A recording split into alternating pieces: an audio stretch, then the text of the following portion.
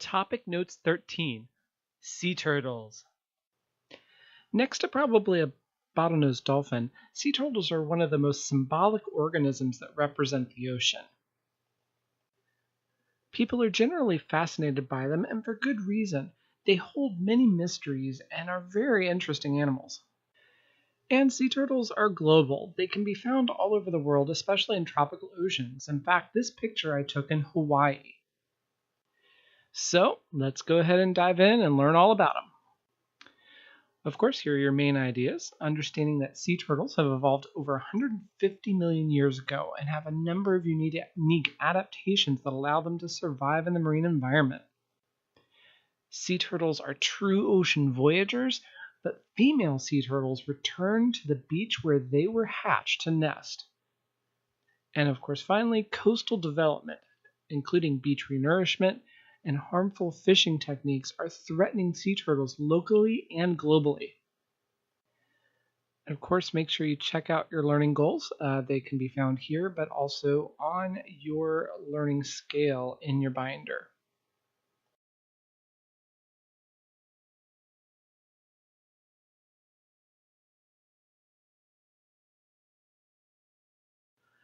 So before we get into really talking about sea turtles specifically, we have to talk a little bit about reptiles and sort of their evolutionary adaptations over time.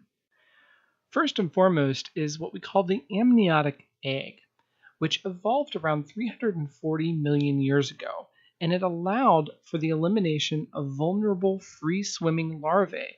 And if you remember, when we talk a lot about most invertebrates and even fish, a lot of them release their eggs and their larval forms are basically planktonic. And of course, this is very dangerous because most of those planktonic forms are going to get consumed before they ever grow up and are able to reproduce themselves. The amniotic egg actually allowed eggs to be laid in dry places outside of the reach of aquatic predators. You can actually think of the fact that land maybe didn't have as many predators at the time, so going there was a safety precaution. And of course, that amniotic egg, is covered by a protective shell that contains a liquid-filled sac called the amnion, and that's where the embryo develops.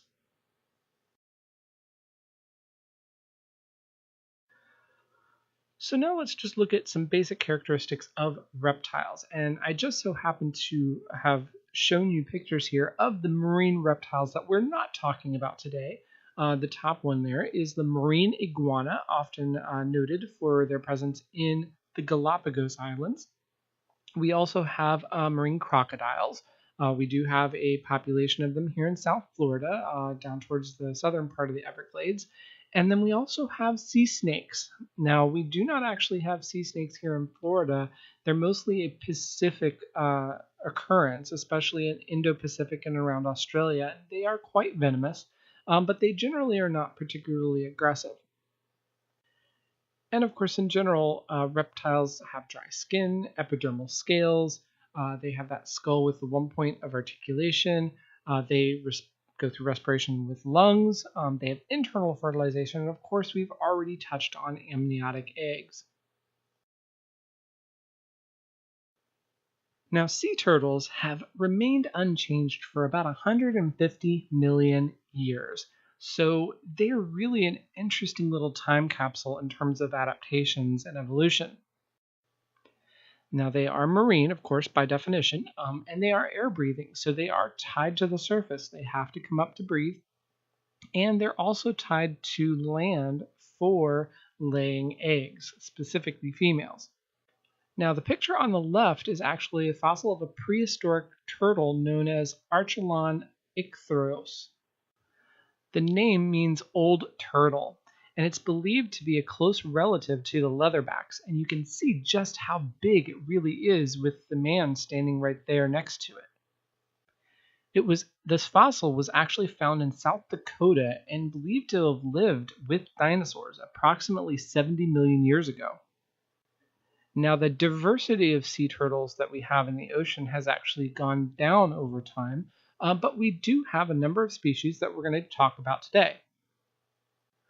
But the key thing is that most of the species alive today have not really changed much for a really long time. So we're able to sort of get a glimpse as to what that past might have looked like. So modern sea turtles, they're found in subtropical waters worldwide, although leatherbacks we know can tolerate some colder temperatures. There are 7 species worldwide, and we'll talk about 5 of them that are found here in Florida waters, and only 3 of those 5 actually nest on our beaches.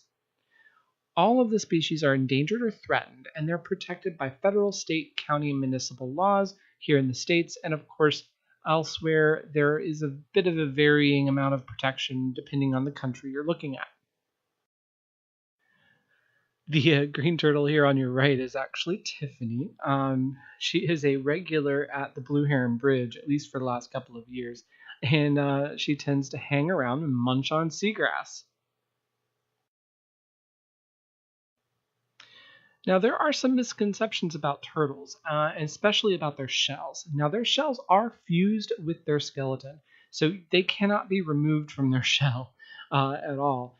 And the outer shell is made of about a keratin, and the inner shell is made of a bone. The dorsal surface of the shell is called the carapace, and the ventral is the plastron. Another kind of misconception is that sea turtles can somehow tuck themselves back into their shell, their head and arms, and they cannot. Sea turtles cannot retract their heads into their shells at all. Part of this, of course, is that the shells of sea turtles are reduced in size, especially in weight comparison to terrestrial turtles. So they're a bit more streamlined, which is not only for moving through the water a little bit more efficiently, but also for buoyancy components as well. Their front limbs are used as basically paddles to swim, and their back limbs are generally used for steering and digging. Now, sea turtles don't have teeth, but they have a beak-like structure that helps them get food. Um, 6 of the species of sea turtles are carnivorous, meaning that they will go after, obviously, other animals and a lot of jellyfish and whatnot. Leatherbacks eat jellyfish specifically and can easily mistake plastic bags as food.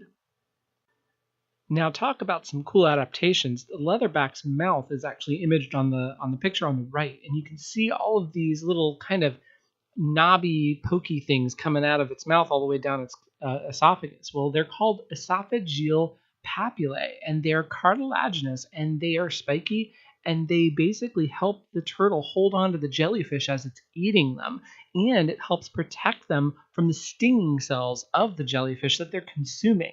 It's a very interesting looking mouth.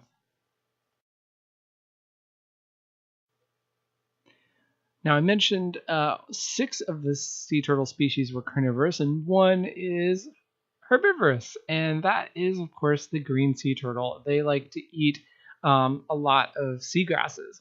Now, sea turtles in general get their water from their food and from seawater, and they'll actually eliminate the excess salt through glands just above the eyes. And this leads to this whole saying of sea turtles crying when they're on the beach. And that's really just a function of that gland working when they're out of the water, specifically the females while they're nesting. So it makes them look like they're crying. But of course, it happens all the time in the water too. You just can't tell because they're in the water. Now let's look at some reproduction. Now, sea turtles mate at sea. Breeding occurs in cycles that vary from 1 to 5 years depending on the species. The male will never leave the water. He will stay swimming and stay submerged, stay out in the ocean for his entire life. It's the females that will actually return to land. So we're going to focus mostly on nesting here in Florida, and our nesting season is actually between March 1st and October 31st, which is quite a big chunk of the year. The adult females exhibit nesting site fidelity. What that means is they will return to the nesting site that they were hatched from. Now, it doesn't have to be the exact spot, but basically the same beach. They generally nest at night, although there are a few oddballs that do weird things. And the nesting process consists of about 7 stages and can last up to 4 hours. And it really depends on the species and sort of the night and the individual turtle. They can all be a little bit unique. Generally, sea turtles will lay between 80 and 150 eggs per nest. So we'll start the process by talking about the arrival. Now, generally, females will emerge from the ocean onto the beach and they will start to crawl up. Not every time they attempt this will they actually nest. Quite often, what we see are what we call false crawls, where the turtle will actually start to come up and turn around and leave again. Something wasn't right. Maybe she wasn't really quite ready. Maybe something scared her. Maybe the beach wasn't quite right. We're not 100% sure how that works, but false crawls are pretty common. But of course, eventually she will commit and actually go through the whole process. Now, I mentioned that mostly this happens at night, and you're looking at these pictures during the daytime. Like I said, there's some oddballs, but also generally it happens singly. One female turtle here, one female turtle there. Now, the picture on the left is from Arabata in Costa Rica, where we get mass arrivals of Ridley sea turtles on the beach. And this generally happens under a new moon between September and October. And the Ridleys, or the olive or the Kemp's Ridleys, are the only species of sea turtle to do this, where they're just these mass nestings. So once the female turtle is committed and she starts to build her nest, she goes first through the process of what we call body pitting. And body pitting is where you just remove that loose layer of sand and you get down to that hard packed sand underneath. And if you've ever dug in the beach and made sandcastles, you probably have noticed that that first layer is very loose. And so the body pitting occurs, and this is where sand is being thrown everywhere. So if you happen to be anywhere near the proximity, you are going to get sandblasted.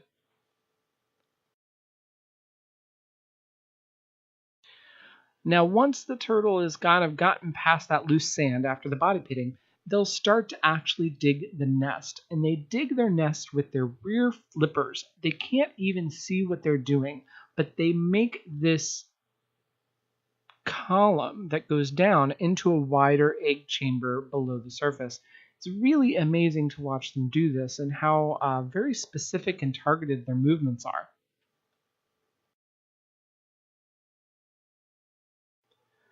So once the egg chamber is built, and the turtle will start to slip into a bit of a trance and begin laying her eggs. And she does so in a bit of contractions. You'll see her back flippers kind of flex with each dropping of eggs.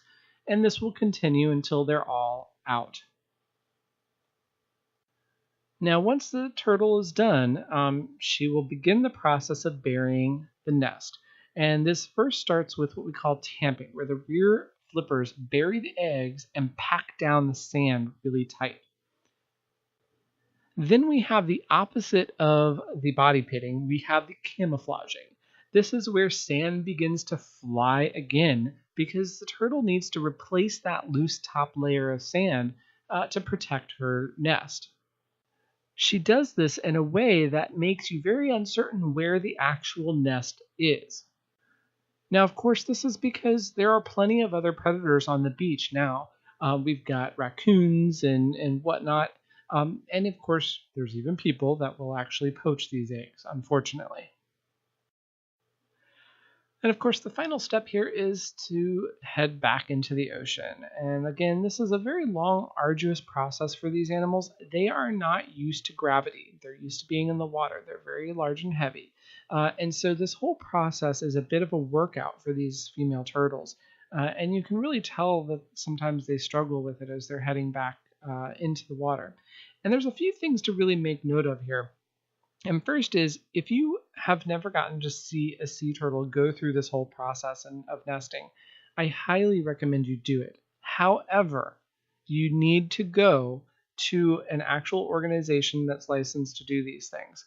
To the south of us, there's Gumbo Limbo Nature Center. They hold walks you can sign up for.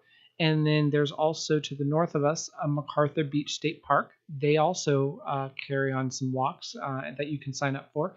And Juno Beach Marine Life Center, Loggerhead Center, also conducts walks. You need to sign up with one of those organizations and make sure you're with them, because then you know you're going to be following all the laws, all the protocols, and you're going to be creating a safe environment for the turtles themselves.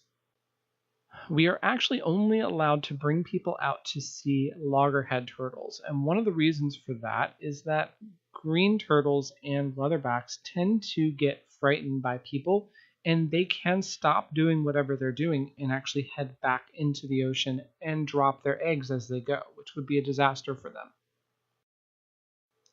Now, loggerheads, once they start laying their eggs, they tend to go into a deeper trance, and a lot of times at that point, we can bring people out to be able to watch her lay the eggs and eventually cover everything back up and head back to the beach. But this process has to be controlled. It's got to be quiet. You cannot use lights that will disrupt the turtles. We use red lights. So there's protocols with this. So that's why you really want to go to these organizations that know what they're doing and are actually approved to go out there. Now, of course, between 45 and 80 days later, depending on the species, the hatchlings will hatch out of their eggs. They'll use a little egg tooth to rip open the shell, and they'll work together. It's called a sand elevator sort of function, and they make their way to the surface, where unfortunately everything wants to eat them. Ghost crabs running around on the sand, seagulls, raccoons, you name it, they're out there to eat them. So they really have a hard time at this. And the danger doesn't end once they get to the water. The hatchlings will go through what they call a swimming frenzy for several days, so they can get all the way out to that sargassum floating in the water out in the open ocean, where they can hide in that sargassum. But before then, again, everything wants to eat them. Birds will dive bomb them, larger fish will go after them. Pretty much they're easy pickings as they swim. In fact, only 1 in 1,000 will survive to be an adult and actually reproduce again. So what happens between that hatchling heading out to sea and that female coming back onto land to nest again? So this has been a bit of a challenge for us to figure out. Sea turtles migrate literally hundreds to thousands of kilometers from their feeding grounds to their nesting beaches. The females, again, like I mentioned before, will actually return to those same beaches that they hatched to mate and nest. So scientists don't fully understand how sea turtles navigate, which is kind of an interesting thing. How do they actually deal with such large distances? And they literally travel entire ocean basins to come back to certain places again. It's really kind of crazy because they're not using GPS. They are using whatever they've got in their heads. And it's really a fascinating study to try and sort that out. Now, like I mentioned, there are 5 species of sea turtles found in Florida waters. However, only 3 of them will nest in our beaches. First is the leatherback over on the left, the middle is the loggerhead, and the green turtle on the right, on the top. Now, as turtle season progresses, we begin with the leatherbacks. They actually start nesting in March, and then we start to move into green turtles, and then eventually loggerheads towards the June and July and the summer. And so they kind of have shifts, if you will, although there are overlapping turtles as you go through the seasons. We also have hawksbills and Kemp's ridleys that are found off of our shore. They generally are found on our reefs and swimming in our waters, but they don't generally nest. In fact, I don't remember hearing of any Kemp's ridley nesting. However, occasionally, rarely, we'll have like a single hawksbill nest on our beaches, which is very strange, but it happens. But that's generally the 3 nesters are going to be our leatherbacks, our loggerheads, and our greens. Now, of course, sea turtles are under threats from a lot of different sources. Beach erosion and coastal development really do a number on the actual beaches. And of course, we're still trying to understand what brings certain turtles back to specific beaches. And is it the beach itself? Is there something that's changing, especially with renourishment projects where you dump foreign sand onto the beach? How does that impact turtles? These are all things that we're looking at. Artificial lighting is another big issue because lights behind the dune will create a glow, and that can distract sea turtles. Sea turtles are generally designed to go towards the lighted areas even at night because that's generally going to be over the ocean, either from starlight or moonlight. So when you have more light behind, they could, and the hatchlings especially, could head towards the parking lots and the developments rather than the ocean, which is problematic. And then, of course, there's fishing, especially the large nets, shrimp trawlers and other trawl sort of nets that catch sea turtles while they're going after other things. And a lot of times those turtles don't make it through the process. There are what we call exclusion devices, which you can see in the bottom right picture there, where a sea turtle can get out a flap in these nets, which is really useful. And so we're trying to employ more of that throughout the world. And of course, we also have poaching. Sea turtle eggs are a delicacy in certain circles, and of course, that is totally illegal here in Florida, but occasionally we do get somebody out on our beaches poaching. That is a good way to get a felony. All right, that about does it for me, so it's back to you. How does coastal development affect sea turtles? So I want you to write about that, and of course, until next time, keep thinking.